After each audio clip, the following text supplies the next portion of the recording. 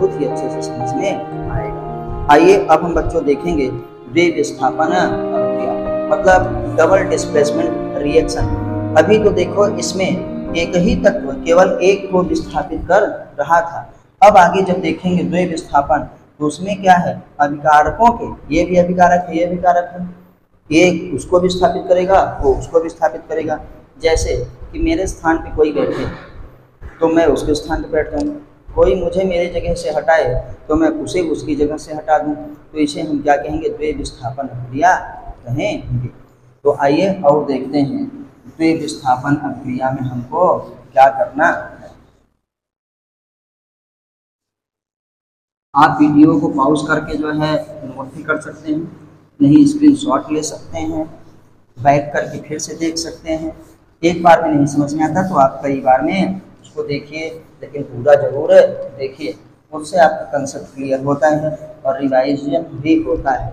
आप नहीं देखना चाहते हैं तो वीडियो चला के छोड़ दीजिए, सुनते तो रहेंगे, सुनेंगे तो वो जल्दी और ज़्यादा याद होगा। आँख बंद करिए, आप थके हैं ना, काफ़ी पढ़ाई की है, तो आप क्या करिए, सीधे सीधे वीडियो चलाइए और आवाज़ को सुनते रहिए। तो बेटा अब हम लोग देख रहे हैं डबल डिस्प्लेसमेंट रिएक्शन। तो अब हमारे पास ये कौन सी होगी, चौथी अभिक्रिया होगी, जिसमें मैं आगे ही लिख दूंगा डबल डिस्प्लेसमेंट रिएक्शन, और रिएक्शन नंबर ये क्या है, मतलब रासायनिक अभिक्रियाओं के प्रकार में हम लोग जो है पहले सबसे देखे एडिशन रिएक्शन, संयोजन अभिक्रिया, डीकम्पोजिशन रिएक्शन, विघटन अभिक्रिया, और हम लोगों ने अभी देखा डिस्प्लेसमेंट रिएक्शन मतलब विस्थापन अभिक्रिया। अब हम लोग देख रहे हैं डबल डिस्प्लेसमेंट रिएक्शन मतलब द्वि विस्थापन अभिक्रिया। तो आइए इसको हिंदी में भी लिखते हैं बेटा, इसका नाम होगा द्वि विस्थापन अभिक्रिया। बहुत ही गंभीरता से पढ़िए, ज़्यादा चीखने चिल्लाने की या स्टाइल मारने की जरूरत नहीं है। हम लोग पढ़ने आए हैं, यूट्यूब पे उछलने नहीं आए हैं बेटा। कम टाइम में ज़्यादा काम करना रहता है, तभी यूट्यूब पे पढ़ने का फायदा हो। तो द्वि विस्थापन अभिक्रिया क्या होती है, जिसमें वह अभिक्रिया जिसमें अभिकारकों के बीच क्या है, आयनों का आदान प्रदान होता है, उसे हम लोग द्वि विस्थापन अभिक्रिया कहते हैं। तो आपसे रिक्वेस्ट है कि आप अपनी एनसीईआरटी को जरूर पढ़ा करिए। चलिए हम लोग लिखते हैं बेटा, वे अभिक्रियाएं, वे अभिक्रियाएं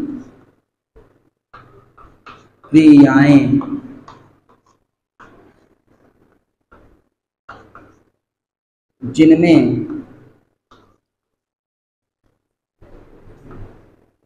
अभिकारकों के बीच, जिनमें अभिकारकों के बीच आयनों का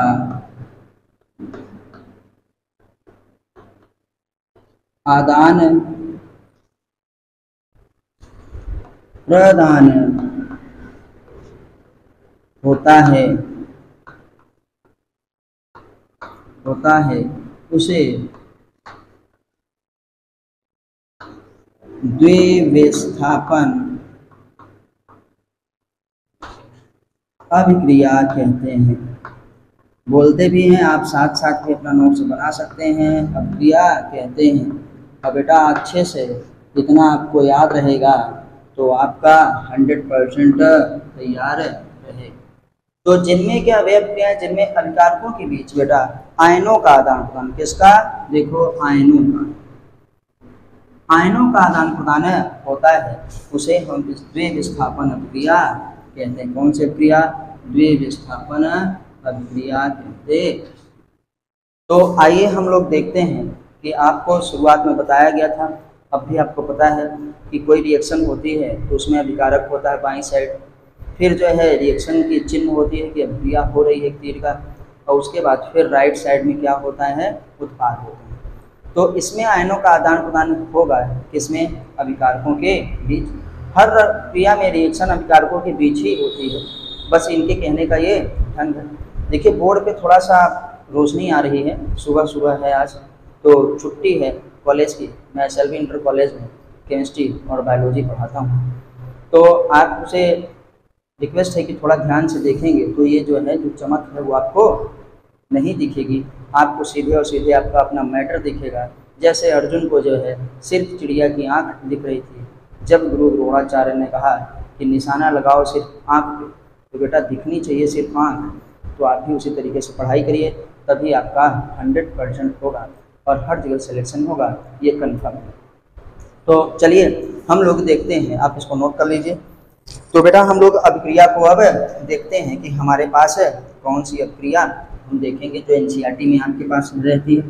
ये है बेटा Na2SO4, जिसे हम सोडियम सल्फेट कहते हैं। तो अभी लिख दूंगा प्लस, यहाँ पे किसके साथ अभिक्रिया हो रही है बेटा, आते हैं BaCl2, बेरियम सल्फेट के साथ इसकी अभिक्रिया करवाई जा रही है। तो अब हम देखेंगे कि क्या होता है इसमें। याद रखिएगा ये है, नाम लिख दे रहे हैं बेटा, सोडियम सल्फेट, सोडियम सल्फेट। और दो के दोनों क्या हैं, एक्वस में है। ये है बेरियम क्लोराइड, क्या कहेंगे, बेरियम क्लोराइड। ये भी अपने एक्वस में है, एक्वस का मतलब जलीय विलयन में है, ये विलयन के रूप में यहाँ पे है ना, और ये भी हमारे पास क्या है, विलयन के रूप में। जब इन दोनों में अभिक्रिया होती है, जब इन दोनों में अभिक्रिया होती है तो आप देखेंगे कि ये वाला कौन सा बच्चा, ये वाला देखो, ये है आयन, ये क्या है, ये है आयन, ये इसको विस्थापित करता है, मतलब ये इसकी जगह पे आ जाता है, ये इसकी जगह पे आ जाएगा। इसके साथ अभी ये दो लोग हैं, अगर यहाँ से देखो तो ये है और ये यही रहेगा, ये सोडियम निकल करके इसके साथ चला जाएगा और ये जो है अब इसके साथ हो जाएगा। अगर दिखाऊं ये इसके साथ, तो ये वाला किसके साथ बेटा, ये वाला हमारे पास इसके साथ आ जाता है। ये इसको विस्थापित किया तो इसने क्या है, इसको विस्थापित किया, ये इसके स्थान पे आया यहाँ पे, तो ये इसके साथ जुड़ जाएगा, मतलब इसके स्थान पर यहाँ आ जाएगा। तो आइए थोड़ा सा यहाँ पे आपको यहाँ न करके सीधे इसको हम कहाँ दिखाएं कि ये यहाँ पे आ जाता है, यहाँ ये यहाँ पे जाएगा तो ये यहाँ पे आ जाएगा। देखिए एक दूसरे का विस्थापन कर रहे हैं, तो आयनों का आदान प्रदान हो रहा है, इसीलिए हम इसको द्विविस्थापन कहते हैं। क्या कहते हैं बेटा, द्विविस्थापन अभिक्रिया कहते हैं। आइए अब लिखते हैं। तो जब बेरियम इसके स्थान पे आ गया तो हमको क्या बना, BaSO4, BaSO4 जिसे हम कहते हैं बेरियम सल्फेट। अब आता है बेटा क्या हुआ, अब सोडियम देखो इसके साथ आ जा रहा है क्लोरीन के साथ, तो सोडियम और क्लोरीन जब मिल गया तो क्या कहते हैं, सोडियम क्लोराइड। तो ये क्या हो गया, NaCl। अब क्रिया को संतुलित करने के लिए हम देखेंगे कि यहाँ पे सोडियम 2 है, वहाँ पे सोडियम 1 है, तो यहाँ पे 2 लिख दिए, क्लोरीन भी 2 हो गया क्योंकि क्लोरीन यहाँ पे 2 था। तो आपको कोई भी रिएक्शन याद करने की ज़रूरत नहीं पड़ती है, आपको कोई भी रिएक्शन याद करने की ज़रूरत नहीं पड़ेगी। अगर आप जो है केमिस्ट्री को बार बार पढ़ेंगे तो आपको खुद ही पता चल जाएगा कि क्या हट रहा है और क्या जुड़ रहा है।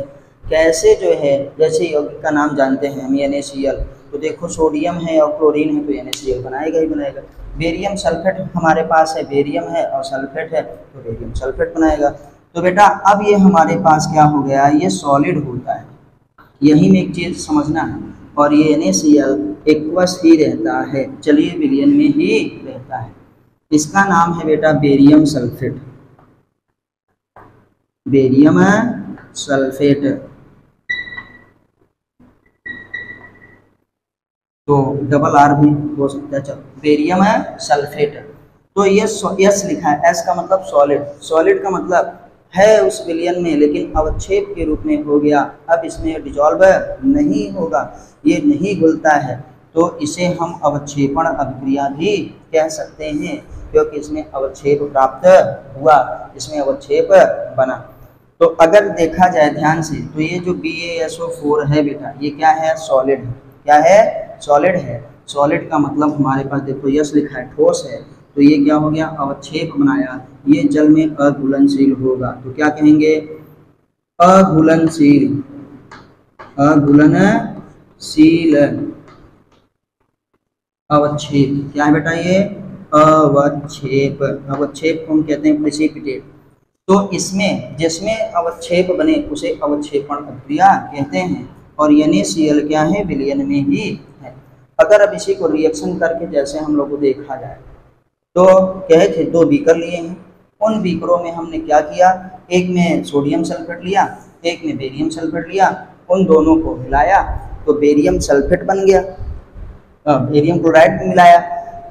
फिर से देखिए, सोडियम सल्फेट में बेरियम क्लोराइड मिलाया तो अभिक्रिया हुई। अभिक्रिया के दौरान BaSO4 बन गया, बेरियम सल्फेट। ये क्या होता है? क्रिस्टल के रूप में बनता है, सॉलिड के रूप में बनता है, ये जल में घुलता नहीं है। तो जो नहीं घुलता उसी को हम लोग अवक्षेप कहते हैं। तो अवक्षेप बन गया, तो इसी को बेटा देखे हैं, और वो क्या है? जल में ही रह गया। तो इस प्रकार की अभिक्रिया को हम लोग द्विविस्थापन अभिक्रिया को कहे, क्योंकि 2 आयनों का हुआ और साथ साथ में अवक्षेपण अभिक्रिया भी हुई। कौन सी अभिक्रिया हुई बेटा? अवक्षेपण अभिक्रिया। तो इसी में अब हम देख लेंगे कि वह अभिक्रिया, यहीं पे अगर हम हेडिंग डाल दें अवक्षेपण अभिक्रिया, यहीं पे अवक्षेपण अभिक्रिया, तो ये हमारे पास क्या हो गई बेटा? 5वीं अभिक्रिया हो गई। क्या लिखेंगे? वह अभिक्रिया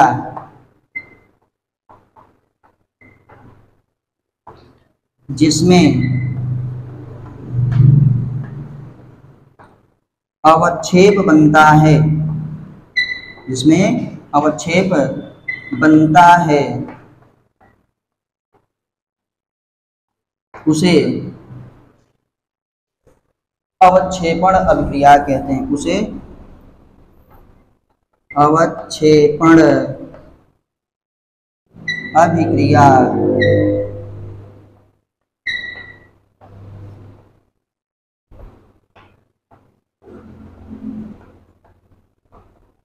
कहते हैं।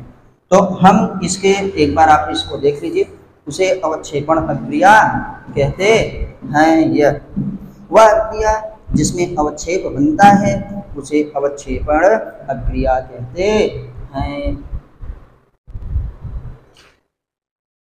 तो आइए हम जो है बच्चा इसमें अवक्षेपण अभिक्रिया का एक एग्जाम्पल और देखते हैं। ये भी जो है अवक्षेपण अभिक्रिया का एग्जाम्पल है, ये भी अवक्षेपण अभिक्रिया का एग्जाम्पल है, द्विविस्थापन का भी एग्जाम्पल है।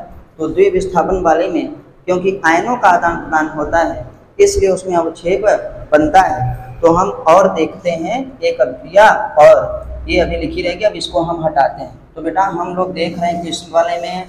हम लोग देख रहे हैं अवक्षेपण अभिक्रिया का एग्जाम्पल।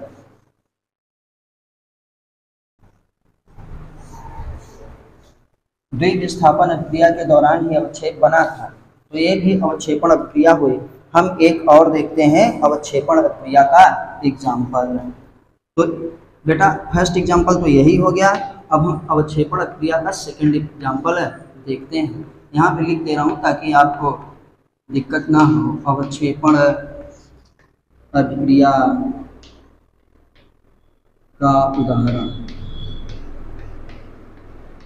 तो बेटा अवक्षेपण अभिक्रिया का उदाहरण हम फिर से देखते हैं। आओ देखेंगे हम, हमारे पास है, आइए बच्चों, तो हम जो है अवक्षेपण अभिक्रिया का एक दूसरा उदाहरण देखते हैं, जिसमें हमारे पास है NaNO3 सोडियम नाइट्रेट, और इसकी अभिक्रिया हुई AgCl से, सिल्वर क्लोराइड से। इससे सिल्वर क्लोराइड से। तो हमारे पास देखो अभिक्रिया कैसे होगी? सोडियम इसके स्थान पे बेटा आ जाएगा और सिल्वर क्या है? इसके स्थान पे आ जाएगा, क्योंकि ये हमारे पास द्विविस्थापन अभिक्रिया का भी एग्जाम्पल है, जिसमें अभिकारकों के आयनों का आदान प्रदान होता है। तो जब ये सिल्वर यहाँ आ जाएगा तो बेटा क्या होगा, AgNO3 सिल्वर नाइट्रेट, और Na इसके साथ आ जाएगा तो यहाँ पे क्या होगा, देखो यहाँ Na हो जाएगा तो बन जाएगा NaCl। तो बेटा ये हमारे पास क्या हो गया, सिल्वर नाइट्रेट जो है ये भी क्या है, एक अवक्षेप होता है। तो ये भी अवक्षेपण अभिक्रिया हुई। तो हम इसे क्या कहेंगे, सिल्वर नाइट्रेट। ये क्या था बेटा, सोडियम नाइट्रेट।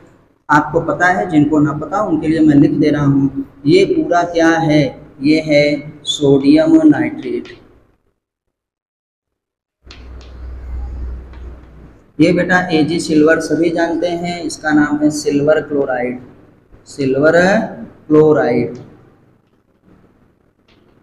दोनों बेटा एक्वस फॉर्म में थे, याद रखना। ये भी जलीय विलयन में था, ये भी जलीय विलयन में था। और जब दोनों को हम लोगों ने क्या किया, क्रिया करवाया, तो सिल्वर नाइट्रेट बन गया, सॉलिड बन गया, ये अवक्षेप बन गया, ये घुलता नहीं है। तो इसे हम क्या कहेंगे, सिल्वर नाइट्रेट। Silver nitrate.